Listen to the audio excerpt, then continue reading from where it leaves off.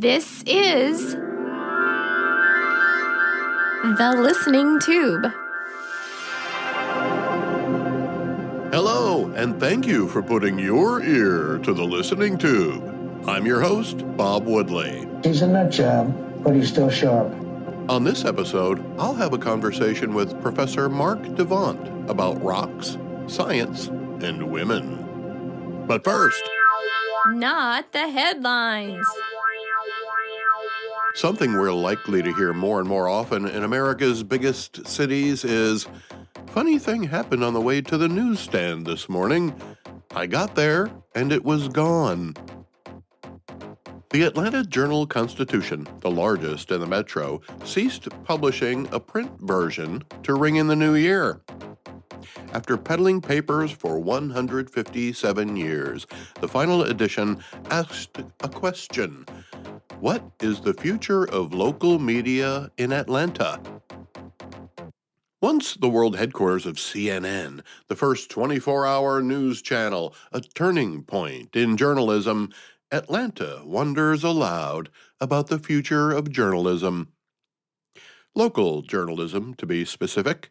While CNN covered the world, the Atlanta Journal-Constitution was happy to be Atlanta's hometown newspaper and had plenty of readers to support their efforts. One of my former guests on the Listening Tube, Ronnie Robbins, author of Hands of Gold, also writes for the AJC.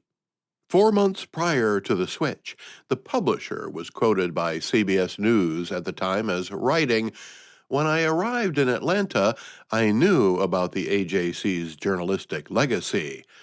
What I didn't fully appreciate was how deeply the paper is wrapped up in the fabric of the city." Okay, the obvious question for me is, how can a newspaper publisher not know that? After a brief reflection, I realized it's because he's not a newspaper publisher, but something else entirely. As a result, the Atlanta Journal-Constitution is now entirely digital. That saves a lot of money on print costs.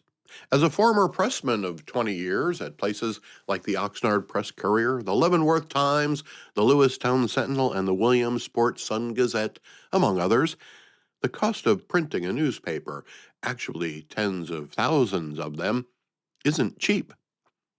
The cost of blank rolls of newsprint is second only to the cost of the employee's wages.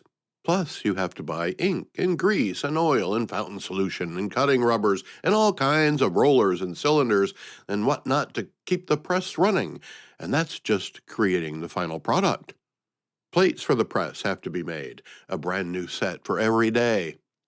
Then there's the matter of putting in the inserts, with sales and special offers, depending upon the day of the week. People need to sort and bundle and distribute printed newspapers far and wide, using fuel and costing time. Newspapers are doing what they can to consolidate production facilities to save money on getting a printed product out the door. But if everybody wants to print a daily paper at the same press room, somebody's going to have to wait. Deadlines have to be altered. Papers need to be trucked from the production facility back to the cities where they'll be distributed.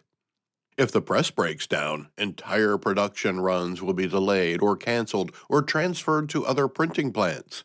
Either way, it's a nightmare for everyone involved, right up to the person at home waiting for their morning paper.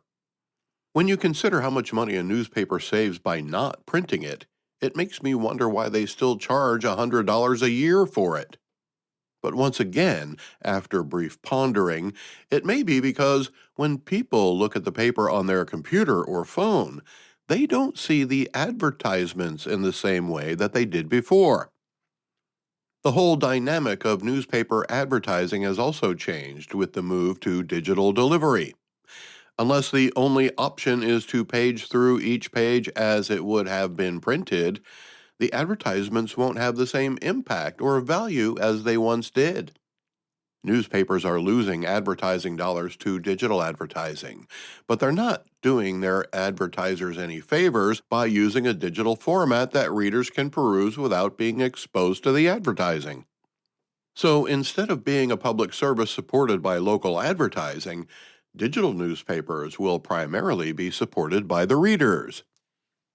What most of us don't realize is that the number of pages in your local newspaper isn't determined by how much news there is, but by how much advertising space has been sold.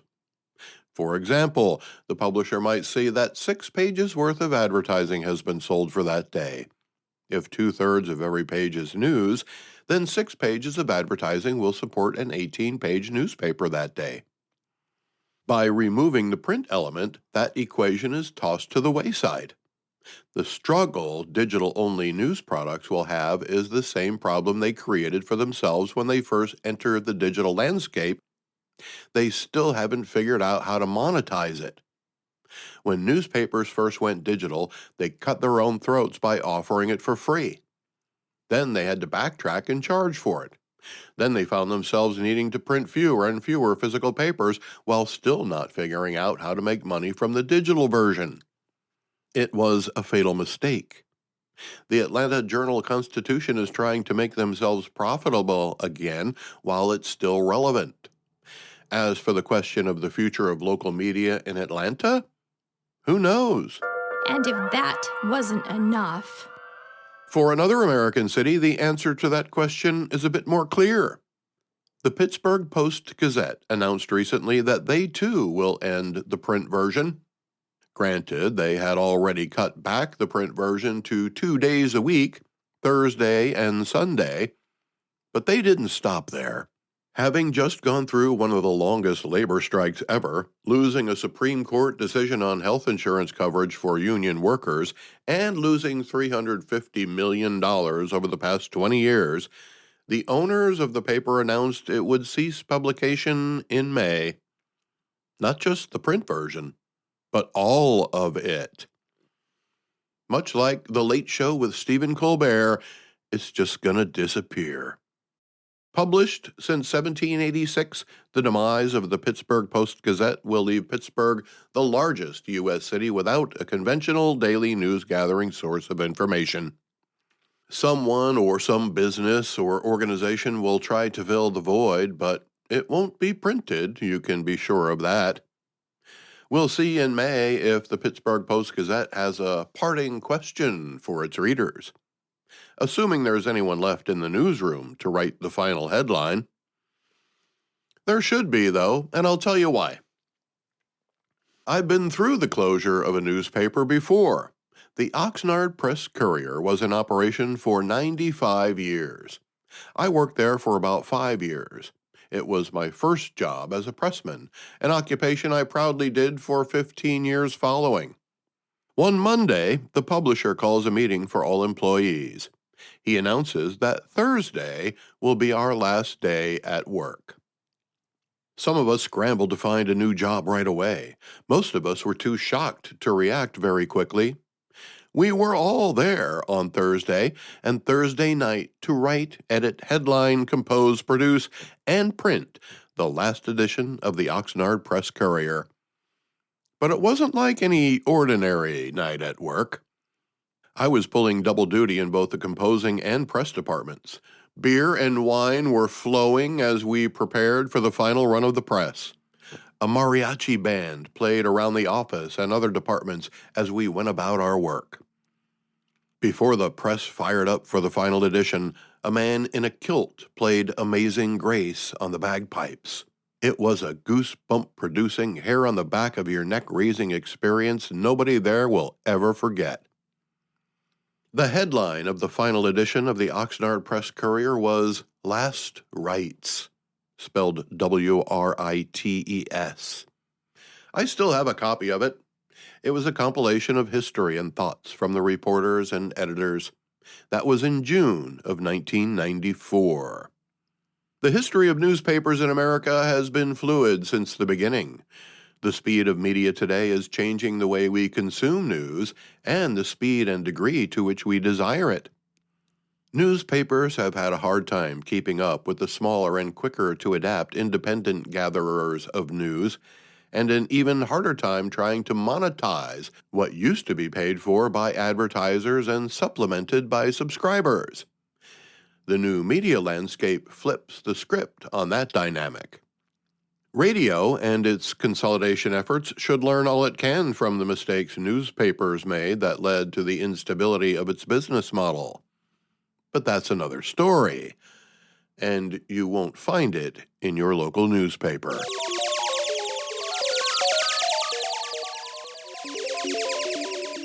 Let's go back through the listening tube for This Week in History.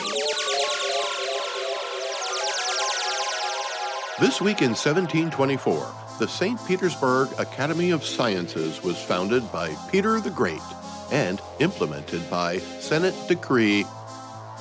It is called the St. Petersburg Academy of Sciences for more than 200 years, until 1917. Why? What happened in 1917? I'm going to look that up. He's gonna look it up. He's really gonna do it. I want the truth! You can't handle the truth! Oh yeah, the Russian Revolution. That's when it became the Russian Academy of Sciences. But it's a good thing they got rid of the St. Petersburg part of the name, because in 1924, this week, Petrograd, Russia, is renamed Leningrad in honor of Vladimir Lenin, the guy who read a book on Marx, as documented in the Don McLean song American Pie. So you know it's true. The name was changed for two reasons, really. One, the new communist government wanted to eliminate references to religion. Recognizing a saint by naming a city after him was no longer allowed. Second, the suffix "berg" isn't Russian-sounding enough, so it was replaced with the term "grad," which is derived from the Slavic word for city or town, according to various references. Today, St. Petersburg is once again called St. Petersburg, following the collapse of the Soviet Union in the early 1990s.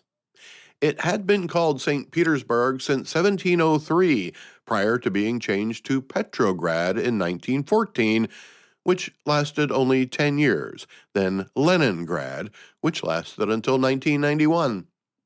Stalingrad suffered similar identity crises and is now called Volgograd, if anybody cares.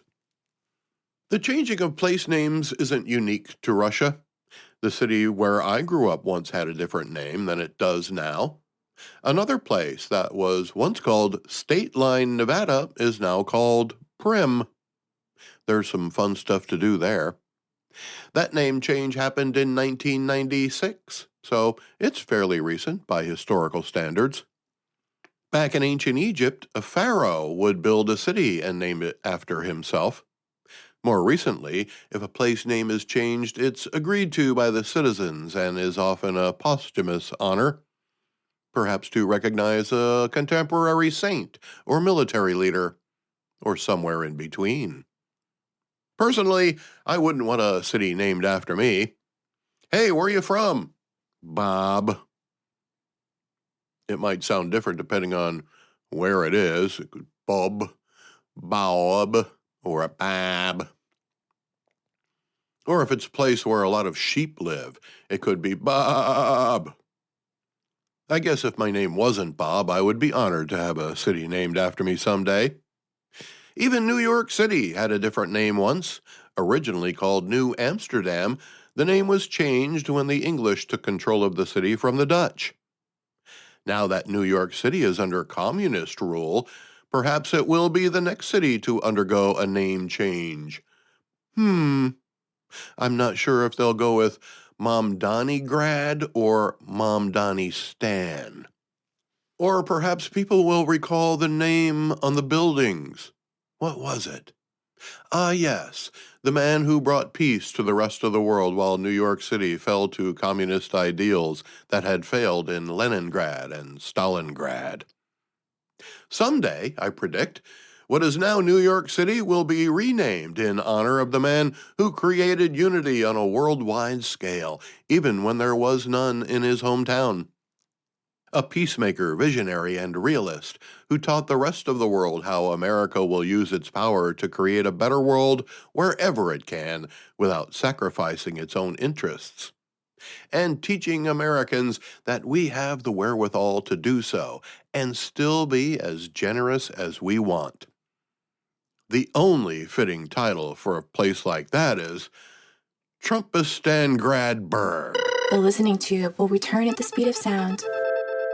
Send email to thelisteningtube@outlook.com. Follow The Listening Tube at thelisteningtube.com. My guest today is a professor at the University of South Florida.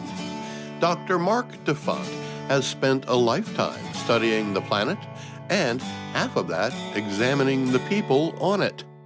He's a man of science, author of Voyage of Discovery, From the Big Bang to the Ice Age. But science isn't just about rocks in space, or even rocks at all. You've expanded your disciplines quite a bit, from the solid science of geology to the more fluid subject matter of psychology and social research. And I want to talk to you about that. But first, I want to ask you about the type of volcanic rock that you discovered called adachite. Wow. In layman's terms, if you can, what makes adachite different from the other rocks around it? Well, it's a great question. I haven't gotten that question very often. Thanks for doing your research. Adachite is a very unique rock in modern volcanoes. It has a chemical characteristic which looks like it was derived from oceanic crust. And in subduction zones where I work, or one plate's going down underneath another, the ocean floor is being taken down below the continental crust usually. The only place you have basalt in oceanic crust is when the slab's going down. So I suggested that adachite was potentially a slab melt. It's also true that matches with the continental crust. If you go back in time and look at crust of rock exposed, it's very old, 2 billion, 3 billion years old, and it has the same chemical characteristics as adachite. So we're suggesting that adachite is a modern example of what happened on Earth a long time ago. Maybe it may be an example of how how continental crust is formed in these large areas of what we call the cratons. Too technical? I'm sorry if I am. And why did you name it adachite? The rock type was first discovered in Adak Island in Alaska. And so we went with that. One more question about your geology studies.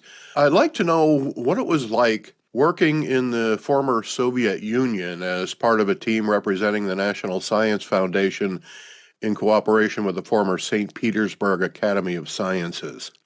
I saw a paper done, it was in an obscure Russian journal actually, on talking about adachites in Kamchatka, Russia. Well, this was when the Soviet Union existed, and it was very hard to communicate. I had to send telegrams, and then I got telegrams back. It was the only way we could communicate. It took me about a month to get a response.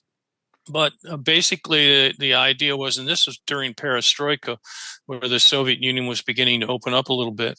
So they agreed that we would submit a joint proposal, try to get funding from NSF, and the Soviets would then furnish the field vehicles and work in the field. So we got funded, and in 1990, I think it was 1991, we took off and went to the Kamchatka in the Soviet Union. No planes flew in directly, so I had to go all the way to Moscow and then fly out on Aeroflot, which, wow, that was an experience in itself. Aeroflot, they came by with, mind you, this is an 8 or 9 hour flight. We got a cookie and we got a boiled egg and tea on the way out. That was our dinner, so it kind of tells you how the Soviet system worked. Wow. Or didn't work. You've since begun studying and writing about social issues, specifically psychology and gender research. Right. What caught your attention enough to divert you down that path? I used to teach. teach an science honors course in the 1990s at USF. Got a lot of great students in the course. And I had read a book in about 1994 called The Moral Animal by Robert Wright. And it went into evolutionary psychology, and it was the first time I was exposed to evolutionary psychology. And I got excited because it explained a lot of the things that I'd always been confused about. Why, for example, do men have less discrimination on having sex than women do? Women tend in all cultures to be very reluctant to have sex. So those were, kind of curiosities, and evolutionary psychology seemed to be explaining the way we behaved. So I got so interested in it that I started reading everything I could get my hands on, and over the last 20, 25 years, and finally began to develop the confidence to be able to write some papers in that field. Most recently, I found that that feminists were denying evolutionary psychology. And as far as I could tell, the only reason they were denying it was because it didn't fit into their ideology, which doesn't seem to me to be something we want on university campuses. If you're trying to develop an ideology and denying science in the process, I thought it wasn't a good thing. So I did a paper on that, and I've done some papers on the patriarchy and also the gender pay gap, which is used by feminists to suggest that, men are trying to suppress women. And I'm not finding that at all. Patriarchy has probably developed, if there is such a thing, it's probably developed from our natural evolution in hunter-gatherer society, and not due to a bunch of men trying to suppress women. In fact, women choose men for various reasons, and men compete with each other for women. So it would be very unusual to see men trying to, oppress women. And I see things like that, and I get upset because I think a lot of young men believe this nonsense and are being impacted badly by it. So I'm speaking out about it. Is there a gender pay gap? There is a gender pay gap. It is real, but it's not due to the suppression of men. And I'm not doing this research. I went back and looked at all of the economic journals where people, mostly women, were publishing on the gender pay gap. And those women, one of them being a Nobel Prize laureate at Harvard, Claudia Golden, and they're all showing that the gender pay gap is due to choices made by women. Primarily, women are less risk adverse than they are risk adverse compared to men. So they don't go into jobs where they're expected to work 80 hours a week, or if they do, they certainly tend not to want to work like that. So their jobs are impacted, their salaries are impacted. Also, they take off time to raise children, or, not surprisingly. And so I don't see any of it. I'm sure there's discrimination, but on a massive scale, no, I don't think so. I don't see any evidence for that. Neither do the female economists. One of my goals in life was to have a wife who makes more money than me. Is that sexist, or is that becoming maybe seen more and more often? Well, no, actually, there are a lot of women out there that are making more money than men now with the opening, but it's caused some problems. For example, women, because I haven't gotten into evolutionary psychology much with you, but because in hunter-gatherer society, men were the resource. They were basically chosen by women on how much they could supply resource. Remember, when a baby is born, it is amazingly helpless. So it's not surprising that among humans, this is kind of rare in the animal kingdom. So women, when they had these helpless babies, they sought help in the raising of the baby. And as a consequence, they chose men that were able to supply resources. And so we kind of have leftover hunter-gatherer society mentality, because we haven't been able to, it's been such a short time since civilization has existed that, our genes haven't changed due to selection by men or women. So I think what we're seeing here is that you get women still looking for men that can supply resources. And women tend to, in marriages, we find that men who don't make more than their women or than their wives tend to have problems in marriage. Now, maybe your wife understands completely, and accepts that. And that's great. But in a lot of marriages, it causes problems. One of the highest reasons for divorce now is due to the fact that the woman's making more money. And women tend not to, when they are making money, they tend not to choose, garbage collectors as husbands. They tend to want men that are more successful than they are. There are obviously statistical differences out there. There are men now that are raising children while women work. So everything's a go in our society today. When you say that the marriages tend to break up more often because the woman makes more money than the man, is that because of this? The woman suddenly realizes that she has a new independence that she never anticipated having and wants to take advantage of that? Or does she feel that maybe the man is holding her back? I don't know enough about this field to tell you, so I'm just going to admit my ignorance on it. I would suspect that there's a lot of things involved in that. Okay, solidly. That's fine. The Supreme Court in the United States recently heard arguments about gender and its relationship to athletic competition. There seems to be a small but significant portion of the population that has an unconventional opinion about it.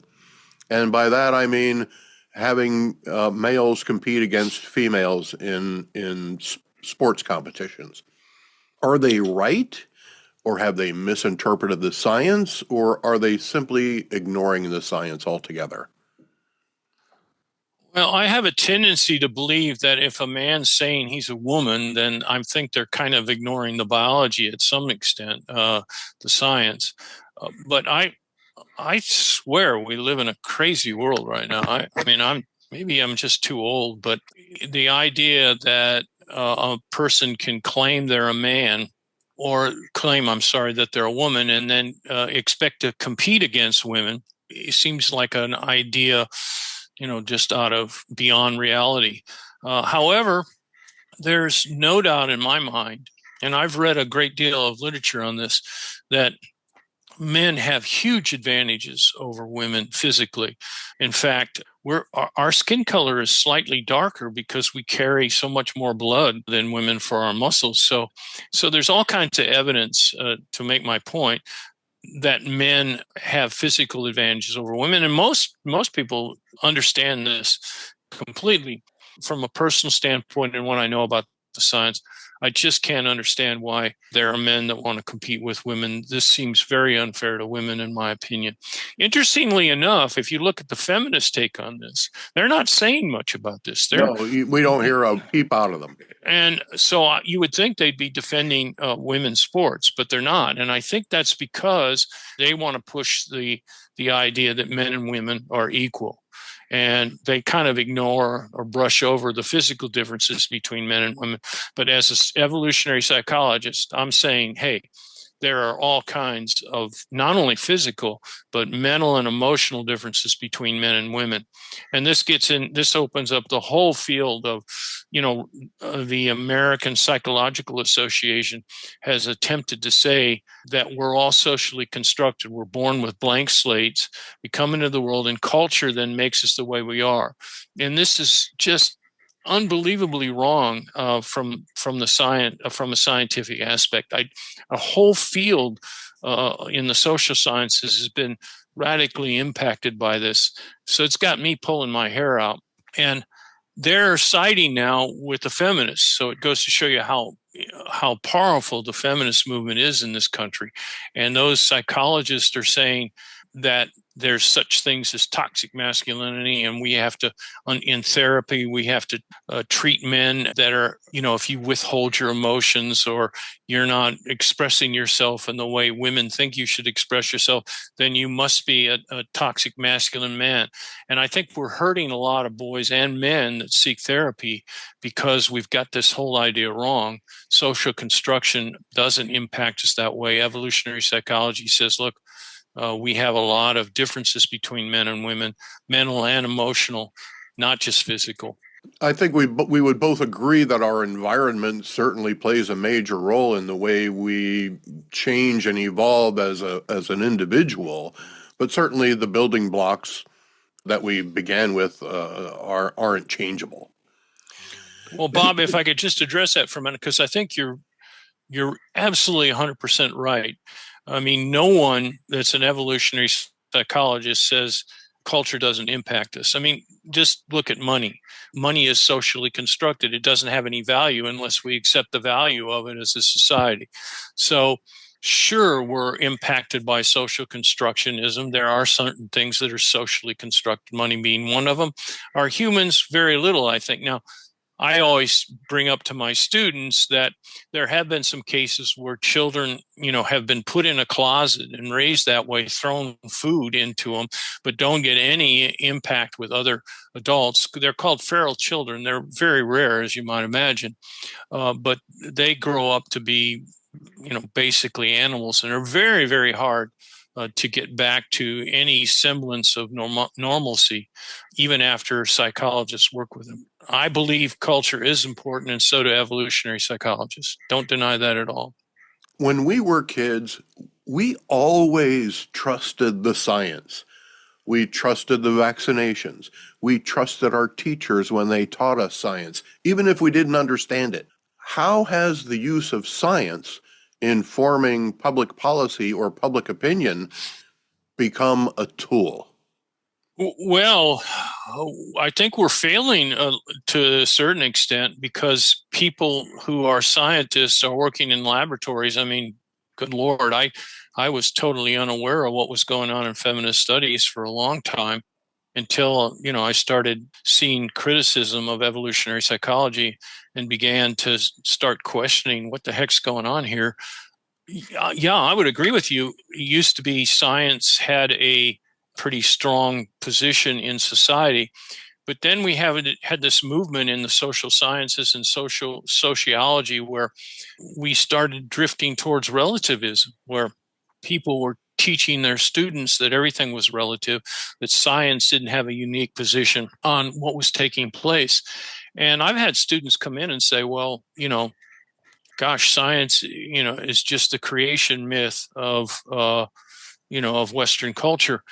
And of course, I pull my hair out when I hear things like that, because I can take you out and I can tell you if I do, for example, gravity, I can show you that there is a physical reality to gravity. I wouldn't be flying in planes if I thought the gravity could change wherever the plane flew.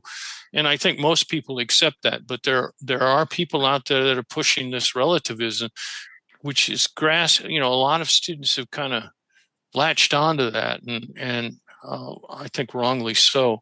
So we may have to take certain steps as scientists, and this is one of the reasons I got involved in writing some of this evolutionary psychology stuff, because relativists were being taken seriously. Now, I think inherently we want to trust the science. That's why we have scientists. I understand that science also covers a lot of territory. Are there types of sciences that may not be seeking the truth? I used to believe that there wasn't, but I'm not so sure. There are some areas where ideology seems to have taken over. For example, in climate science, I've done a lot of work looking at the literature in climate, and I'm really inclined to believe that we're being misled. That I think it may be the interpretation of the science rather than scientists, trying to mislead the public. But I think when people say something about the climate, oftentimes that's misinterpreted, or it's extrapolated to, oh my gosh, we should be in a panic over this.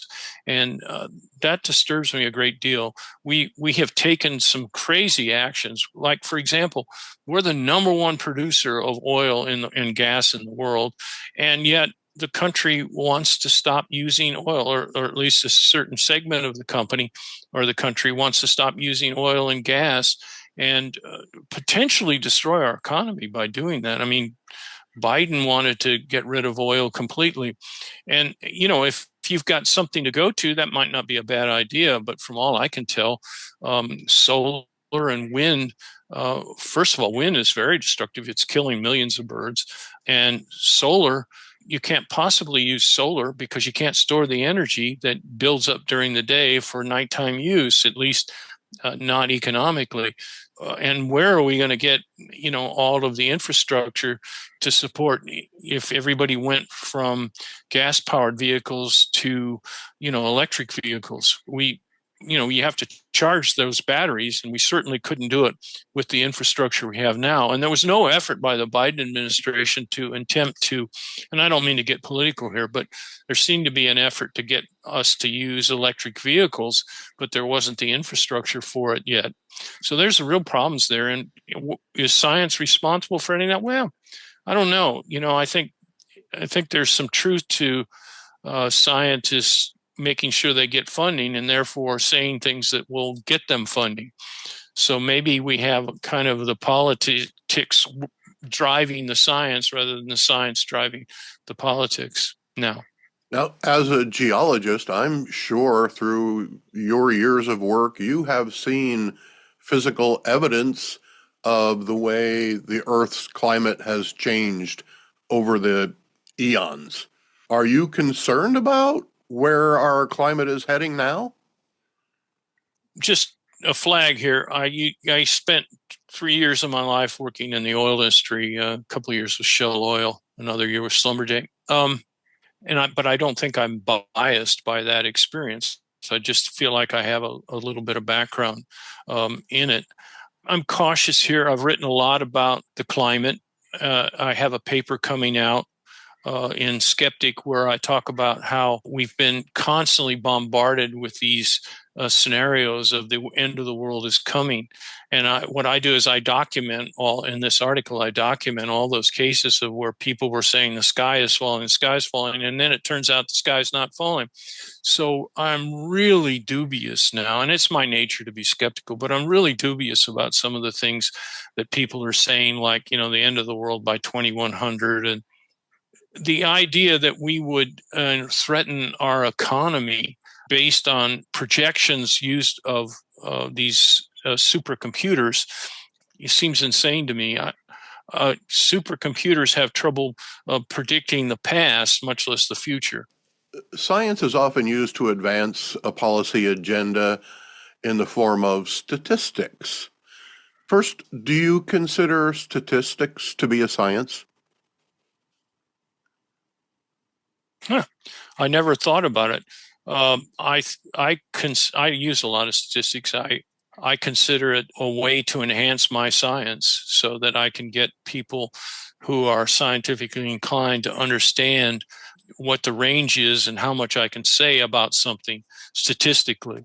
So when I'm out sampling volcanic rocks on volcanoes, and I bring them back and I analyze the geochemistry, I want to make sure that scientists understand how much variability there is in each one of those analyses.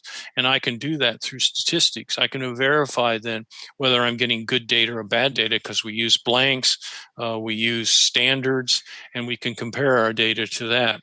And there are other ways of using statistics too. So I don't know whether I would call it a science or not. I don't want to get statisticians mad at me. Okay. But I certainly do use statistics, and I find that it's immensely helpful for supporting data with mathematics. Well, see, that's why I asked, because statistics are probably the one portion of the science and the information that we have that can be easily manipulated. You can use statistics to pretty much make them say anything you want. So my question is the science being manipulated or just the way the minutia is presented to us? It's a great question, and I think from my experience, what I see with the feminist movement isn't so much their misusing statistics. It's more or less misusing the data. For example, the feminists have been very powerful in their movement that says, oh, the gender pay gap is discrimination by men and suppression by men to subjugate women. And so I can't tell you how many times I heard Hillary Clinton and Kamala Harris say that during their runs for presidency. So that's a manipulation. It's not a manipulation using statistics. It's a manipulation of data. Yes, we have a gender pay gap, but does it mean that men are suppressing women? No, it doesn't. And even the feminists or the female economists are telling us that it doesn't. So I think that, yes, statistics can be misleading. They can be misrepresented. And I think sometimes we need math people to interpret things correctly for us, or scientists that are steeped in statistics. Mark, I love women. I don't apologize for that. I love the way they look, the way they laugh, just all of it. Equal to my admiration for them is my respect of them. I just want to point that out. Now, you say there's a difference between sexual attraction and psychological objectification. And now that you've pointed it out, I'm not sure where I fall on that scale. Can you help me narrow it down? Yeah, it's a great question. By the way, you're very easy to talk to. Good questions. I've got a wife. I got a sister. I had a mother. I've got a daughter who's wonderful. I love women also. Always loved women. But I don't like women who misrepresent science. And that's what this is about. This is not an attack on women. It's an attack on the misuse of science. And I'm ultimately a scientist. I'm ultimately looking at the data and saying we have to understand the data correctly, no matter where it takes us. So let's get back to your great point. If you go back and you look at evolutionary psychology, the question is, what are men attracted to in women? And the overwhelming, if you look at it across culture, and there's been, studies that have 60,000 people from all over the world asking questions of men and women. And we find that all cultures get the same answer from males. And that is that men are looking for beauty in women. That's their number one characteristic. And so what's that substituting for? Is there anything to substitute, or men just shallow looking for, something called beauty? Well, first of all, beauty tends to be the same across cultures. So if I find a woman attractive in Bali, for example, or in the Philippines or Russia, probably the men living in those cultures will also find that woman beautiful, or they'll find a woman beautiful in our culture the same way I would. So we know then that beauty crosses culture, so it's not probably a cultural phenomenon. And if you look at beauty from that aspect, then you have to start asking, well, what does beauty then represent? What are men really choosing for here when they use beauty? And there's been a lot of research on this, and it shows overwhelmingly that beauty is a substitute for health and youth. So what are men really looking for? They're really looking for women that are young and healthy. That's all. And in fact, beauty tends to be an average, not supermodels, but an average of most women. So we find women to be beautiful that are more average in the society. There's selection reasons for that, because men are not trying to choose people on the edges of the bell curve. They're trying to choose women in that middle range. Less chance of them being unhealthy, less chance of them being outliers. And of course, men, because of their choosing health and youth, they also can have more babies. We forget that women in hunter-gatherer societies were basically either lactating or raising children, having children. So it was very important when we were selecting women to make sure that women could have lots of babies so they pass on genes for both the woman and the man. So that's been misinterpreted today. By the way, women are looking for something that they don't look at beauty in men the way men look at beauty. But that doesn't mean they're not looking for something, and they are. And what is it? We talked about it later. Virtually every culture, well, all cultures, I mean, women say that they're looking for men with either resources or the ability to obtain high amounts of resources. So there, again, is a huge difference between what men and women stand for or what they're looking for.